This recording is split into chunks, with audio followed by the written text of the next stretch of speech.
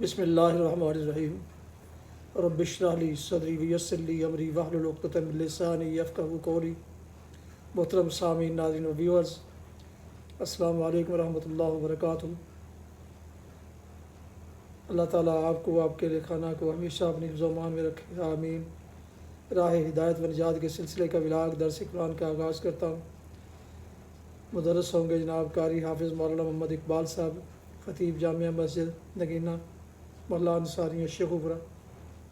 اور یہ روحانی اور قرآنی ولاگ جو سلسل باعث خیر، باعث برکت اور باعث ثواب، نور ہدایت، یہ روزانہ کی بنیاد پر میں اپنے یوٹیوب چینل بشیر رشیدی سے پیش کرتا ہوں، اللہ تعالیٰ کی رضا کے لیے، عوام الناس کی تعلیم کے لیے۔ اللہ تعالیٰ ہمیں اس کو سمجھنے، اس کو پڑھنے، سمجھنے اور عمل کرنے کی توفیق عطا فرمائے، آمین۔ تو شروع کرتے ہیں آج کا ولاگ درس قرآن۔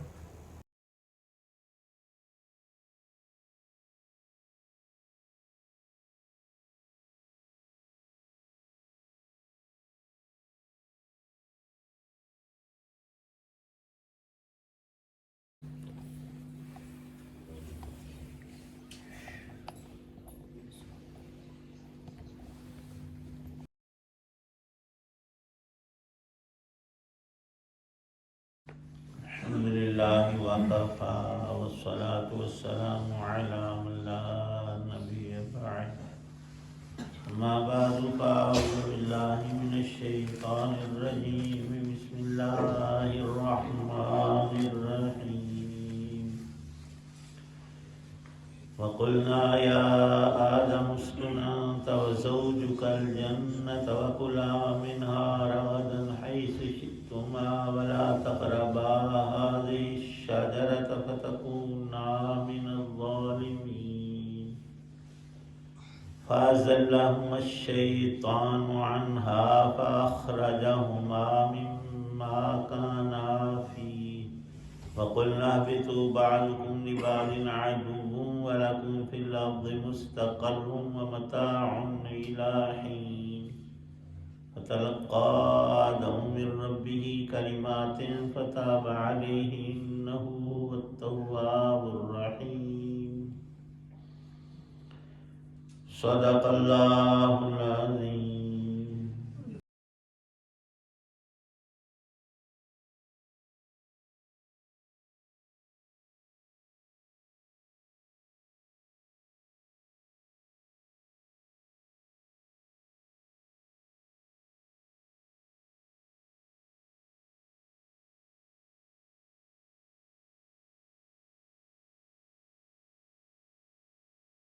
اور ہم نے کہا آدم تم اور تمہاری بیوی جنت میں رہو اور اس میں سے جہاں سے چاہو جی بھر کے کھاؤ، مگر اس ایک درخت کے پاس بھی مت جانا ورنہ تم ظالموں میں شمار ہو جاؤ گے۔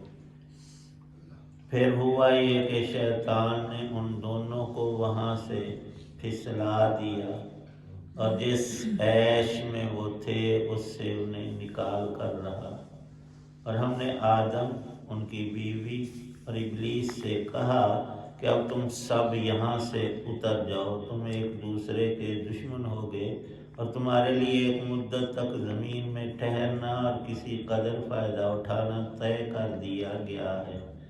پھر آدم نے اپنے رب سے توبہ کے کچھ الفاظ سیکھ لیے جن کے ذریعے انہوں نے توبہ مانگی، چنانچہ اللہ نے ان کی توبہ قبول فرما لی، بے شک وہ اللہ بہت معاف کرنے والا بڑا مہربان ہے۔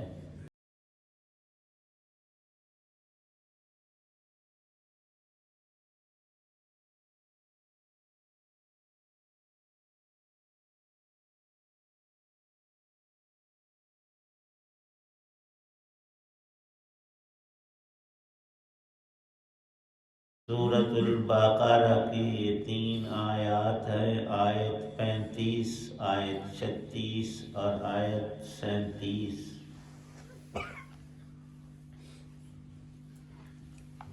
اللہ تعالی شانہ نے زمین و آسمان پیدا فرمائے، پھر سب سے پہلے فرشتوں کو پیدا کیا، پھر جنات کو اور آخر میں آدمیت کو، نسل انسانی کو خلیفہ بنانے کے لیے علم اور سب سے زیادہ بخشا، اور یہ کمال عمل سے بڑھ کر ہے۔ سیدنا آدم علیہ السلام کو تمام علوم جو ان سے متعلقات تھے خدائے پاک نے تعلیم فرمائے۔ پھر فرشتوں کے ذہن میں جو خدشہ تھا کہ یہ جنات کی طرح سے صرف قتل و غارت اور شر اور فساد کو زمین میں برپا کریں گے، تو اللہ تعالی شانہ نے ان کی علم کی فوقیت کو واضح کرنے کے لیے فرشتوں سے چیزوں کے نام پوچھے۔ ان کا تعلق اس کھانے پینے اور دنیا میں جیسی ہماری زندگی ہے ان کی ایسی تھی نہیں۔ آدم علیہ السلام سے پوچھا تو انہوں نے فر سب چیزوں کے نام بتائے، تو حکم ہوا اعلیٰ مخلوق فرشتوں کو کہ آدم کو سجدہ کرو، یعنی اس کی تعظیم بجا لاؤ۔ ضمن میں جنات اور مفسرین نے لکھا ہے کہ باقی سب جاندار بھی اللہ کے حکم کے تحت میں تھے، اور سب چیزوں نے، جیسے ہم خانہ کعبہ شریف کی طرف منہ کر کے نماز اللہ کی پڑھتے ہیں، عبادت صرف اللہ ہی کی کرتے ہیں، تو وہ سجدہ ان کا اللہ کے حکم کو پورا کرنے کے لیے بطرف آدم تھا، اور ان کی عزت و شرف کو اور ان چیزوں کے اور مخلوقات کے آدم کے تحت ہونے کے لیے یہ حکم ہوا تھا۔ سب نے تو سجدہ کیا، ایک فرد اس نے تکبر کیا، وہ تھا شیطان۔ لکھا ہے سب گناہوں میں جو کفر کا بھی سبب بنتا ہے وہ تکبر ہے۔ جس نے پیدا کیا وہ سب جانتا ہے۔ اس میں ہمارے لیے درس یہ ہے کہ کبھی بھی ہم دوسروں سے اپنے کو بہتر نہ سمجھیں۔ قرآن میں بھی اللہ پاک کا حکم ہے فَلَا تُزَكُّوا أَنفُسَكُمْ، اپنی صفتیں تم یوں خود بیان مت کرو کہ لوگوں کو ہیج سمجھو، دوسروں کو سمجھو کہ یہ تو کچھ بھی نہیں اور میں بہت کچھ ہوں۔ اصل میں کچھ ہونا نہ ہونا اور براتت کا فرق جو ہے یہ باری تعالی شان ہوئی زیادہ سمجھتے ہیں، اور پورا علم انہی سے متعلق ہے۔ میں کیا ہوں، دوسرا کیا ہے، یہ ہم تو صرف ظاہری ایک حالت دیکھ کر، بلکہ اس سے بھی زیادہ اظہر لباس کو اور رنگت کو دیکھ کر کہتے سبحان اللہ، یہ بڑا باکمال شخص ہے۔ باکمال وہ ہے جو اللہ کا جتنا مطیع اور فرما بردار ہے، ایمان میں اس کا جو درجہ ہے اور اعمال صالحہ میں فی زمانہ اس وقت بہت کچھ ایجادات ہیں، لیکن سب انسان یقیناً جانتے ہیں کہ ہر ایک کی ہر بات اور ہر حالت وہ نہ محفوظ رکھی جا سکتی ہے، اس کی ویڈیو آڈیو، اور نہ ہی بڑھ سکتی۔ کیوں؟ 8 ارب انسان ہیں، 8 ارب، اور انہوں نے پھر اپنی مرضی سے دن میں کیا کرنا ہے، رات میں کیا کرنا ہے، کوئی نیک کام کر رہا ہے یا برا، اللہ پاک تو سب جانتے ہیں۔ اور ہم ان 8 ارب انسانوں، 800 کروڑ انسانوں میں سے اپنا بھی سارا کچھ نہیں جانتے۔ کچھ چیزیں ہم نے صبح کھائیں، شام کو ہمیں بھول گیا، 2-4 دن کے بعد سارا ہی کیا کچھ کیا تھا۔ تو اللہ تعالی شانہ نے آدم علیہ السلام کو اپنی حکمت بالغہ کے تحت ماں ان کی بیوی حوا کے जन्नत में रखा। हुक्म हुआ यहाँ रहो, खाओ पियो।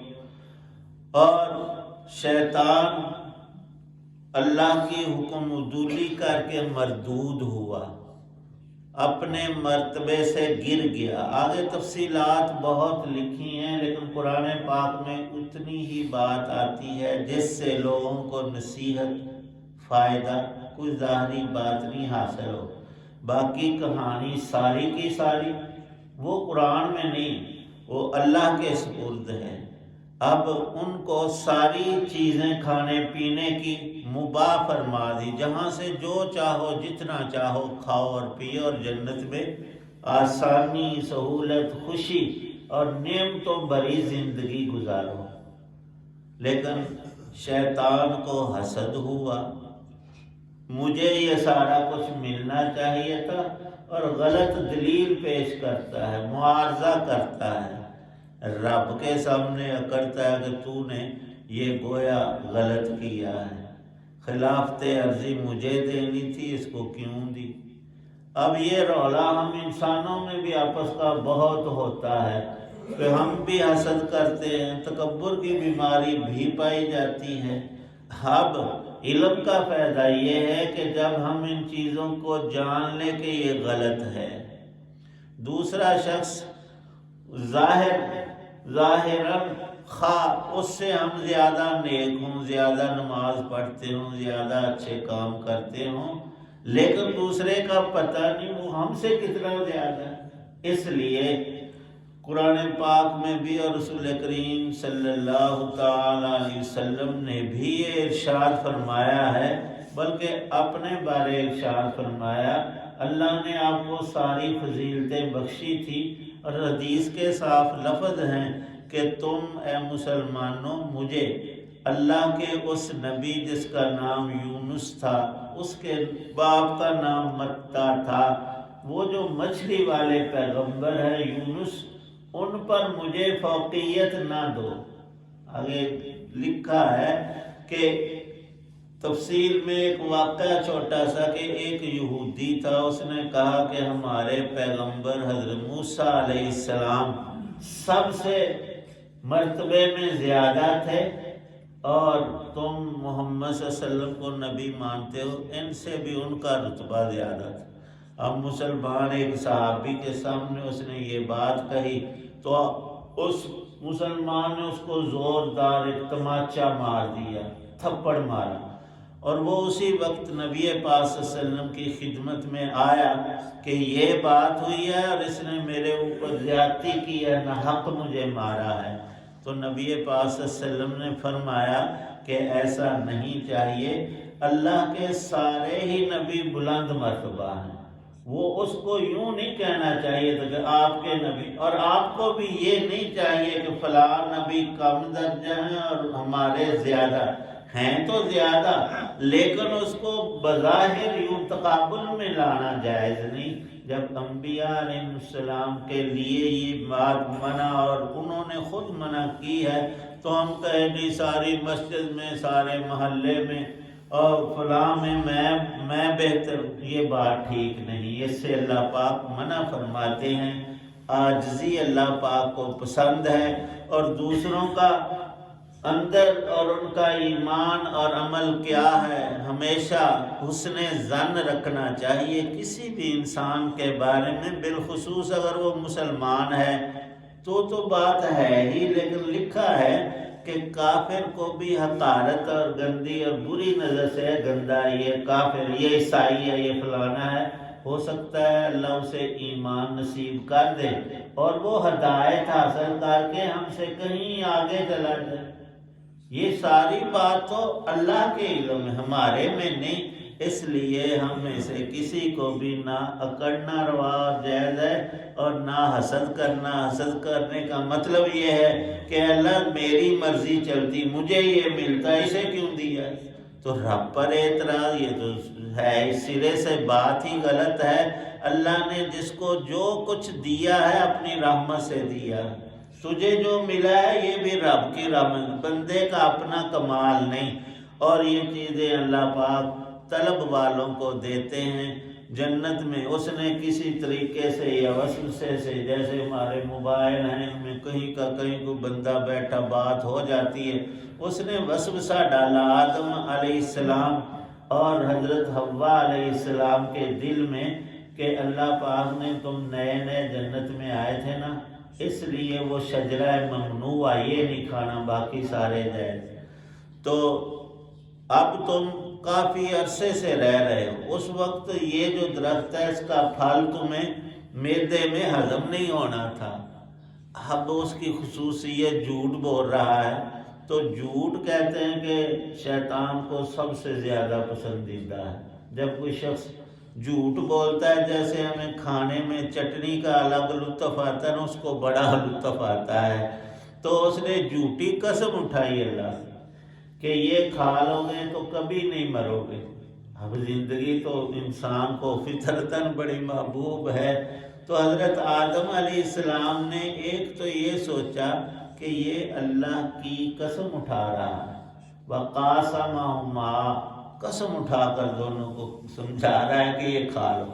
وہ کھا تو لیا اس شوق میں کہ ہمیشہ زندہ رہیں گے، موت نہیں آئے گی، لیکن اس کا جو وصف تھا اس چیز کے کھانے، اب لوگ یہی تحقیق میں لگ جاتے ہیں، کچھ کہتے ہیں کہ وہ جو کھانے کی چیز تھی وہ گندم تھی، کچھ کہتے ہیں کہ کھجور تھی، کچھ کہتے ہیں انگور تھا، اور کئی چیزیں لکھی ہیں، لیکن اصل مقصد یہ تھا کہ یہ ایک شجرہ ممنوع تھا، اس میں بھی حکمتیں یہ تھی کہ اس کے کھانے پینے سے پیشاب اور پخانے کا عارضہ بنتا تھا۔ اللہ نے کوئی بھی چیز منع اس لیے نہیں کی کہ اس کے پاس تھوڑی تھی یا ختم ہو جانے والی تھی، نہیں، ہمارے ہی فائدے کے لیے ہر حکم کرنے اور روکنے والے میں ہمارا اپنا فائدہ ہے۔ تو اللہ نے فرمایا کہ تم سب زمین پر اتر جاؤ، ان دونوں کو جنت سے، آدم اور حوا کو، اور ابلیس کا آسمانوں پر آنا جانا تھا، ملعون ہونے کے بعد بھی بندش نہیں تھی، تو ان تینوں کو اب زمین میں اتار دیا۔ زمین میں کیا واقعہ پیش آیا؟ کہاں جنت اور اس کی نعمتیں اور روشنیاں ہی روشنیاں، نور، جگمگاہٹ، ہر جانب ہر سو، خوشبوئیں، باغات، اور رہنے کی بہتر سے بہتر جگہیں، اور سب چیزیں وافر، اور کوئی روک ٹوک نہیں۔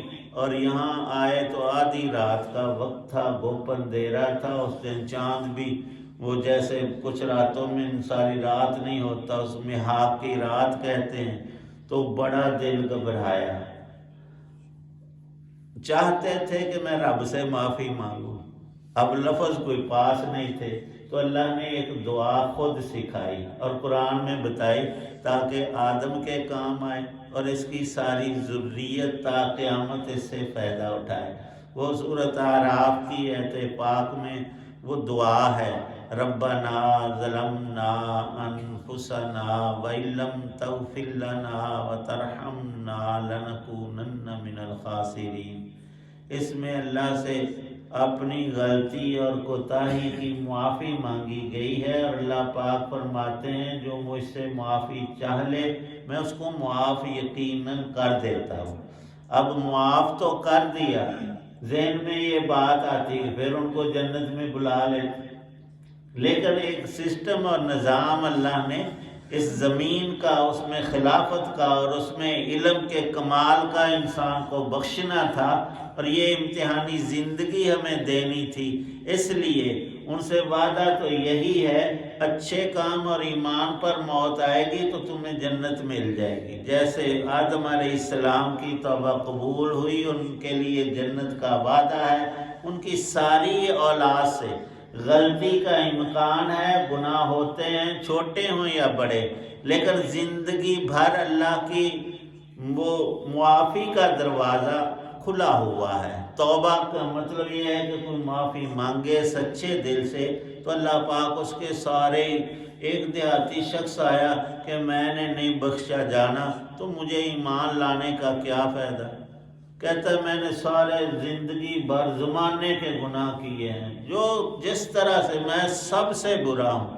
تو نبی پاک صلی اللہ علیہ وسلم نے اسے سمجھایا اور اس سے فرمایا کہ یہ زمین بھر کر تیرے گناہ ہیں، اس نے کہا نہیں جی اس سے بھی زیادہ۔ فرمایا آسمان دیکھتے ہو اتنے زیادہ گناہ ہیں، زمین سے آسمان تک کو تو غلطیوں گناہوں سے بھر کر پھر رب سے سچے دل سے معافی مانگ تو وہ تیرے سارے۔ اس کو فرمایا کہ رب کی رحمت اس کے غضب پر حاوی ہے۔ قرآن پاک کی بھی آیت ہے وسعت کل شیء، اللہ کی رحمت سب سے وسیع ہے۔ انسان کو ہمارا ازلی دشمن یہ شیطان مایوس کرتا ہے، اتنے گناہ تیرے یہ تو بخشا ہی نہیں جائے گا، 4 دن اور کر لے۔ نہیں، روکا گیا ہے کہ تم اب بھی رک جاؤ اور بریک لگا لو، گناہ آگے نہ کرے بندے، زندگی کا کچھ بھروسہ نہیں، ایک سانس ہے یا دن ہے، لیکن زندگی میں جو تو توبہ کرے گا تو اس کے اثرات جو ہیں تجھے اللہ کے رحمت کے دروازے میں داخل کر دیں گے۔ یہاں بھی یہی بات ارشاد فرمائی فتلقى آدم من ربه، اللہ پاک نے خود تلقین کی ہے ان کی طلب پر وہ الفاظ جو مقبولیت کا رنگ رکھتے ہیں، اور ہمیں سب کو تمام مسلمانوں کو قرآن میں وہ الفاظ دیے ہیں، تو ان دعاؤں کی کثرت زیادہ نہ ہو سکے تو 3 دفعہ ضرور پڑھنا چاہیے، اور جن دعاؤں سے ہمارے دل کو زیادہ مناسبت ہو لکھا ہے تو وہ 10 دفعہ دعا مانگنی چاہیے۔ تو بڑی پیاری دعا ہے، وہ ہمیں چھوٹی سی ہے، 3 دفعہ ہم پڑھ لیں روزانہ، 10 دفعہ یا اس سے بھی زیادہ پڑھ سکتے ہیں، لیکن آسان بہتر عمل وہ ہے جو بندہ روز کرے۔ تو یہ دعا ایک صحابی کی ہے، اللہم انی اسألک، اے اللہ میں آپ سے سوال کرتا ہوں۔ تو رب سے زیادہ صحیح کون ہوگا؟ جب ہم رب سے مانگ رہے ہیں تو اس کا ثواب کتنا زیادہ ہوگا۔ کیا وہ مانگ رہا تھا کہ اے اللہ تو مجھے پوری نعمت عطا فرما، اللہم انی اسألک تمام النعمت، تمام النعمت۔ نبی پاک صلی اللہ علیہ وسلم نے فرمایا کہ یہ تو کیا رب سے مانگ؟ اس نے کہا ایک چیز باقی ہے، پوری نعمت مجھے۔ فرمایا کہ تو نے بڑی بہت بڑی عظیم چیز اللہ سے مانگی ہے۔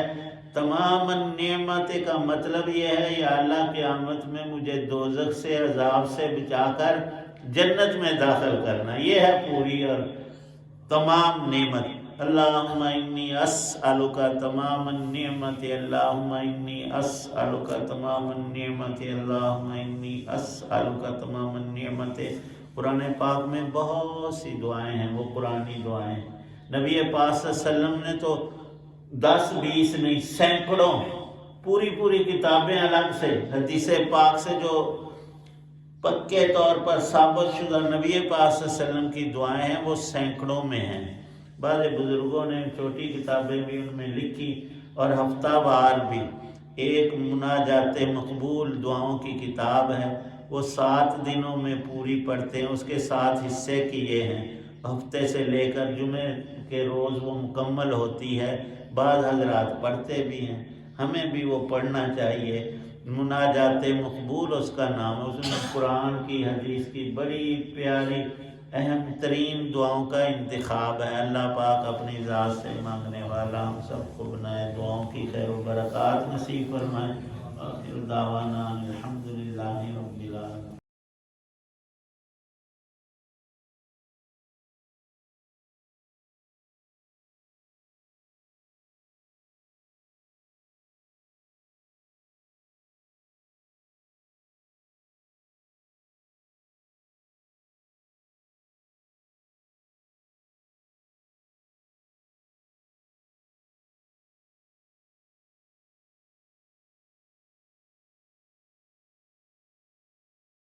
الحمدللہ رب العالمین والصلاة والسلام علی رسولہ النبی الکریم۔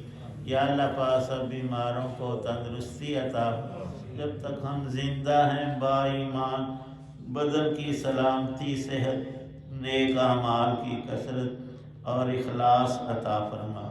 قرآن پاک کا نور ہم سب کو عطا۔ اتنے حضرات موجود ہیں یا اللہ پاک سب کی دینی دنیاوی ضروریات جائز اپنے خزانوں سے عنایت فرما۔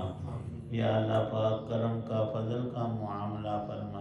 صلی اللہ تعالی علی خیر خلقہ محمد وعلی آلہ وصحابہ وآل بیتہ اجمعین آمین۔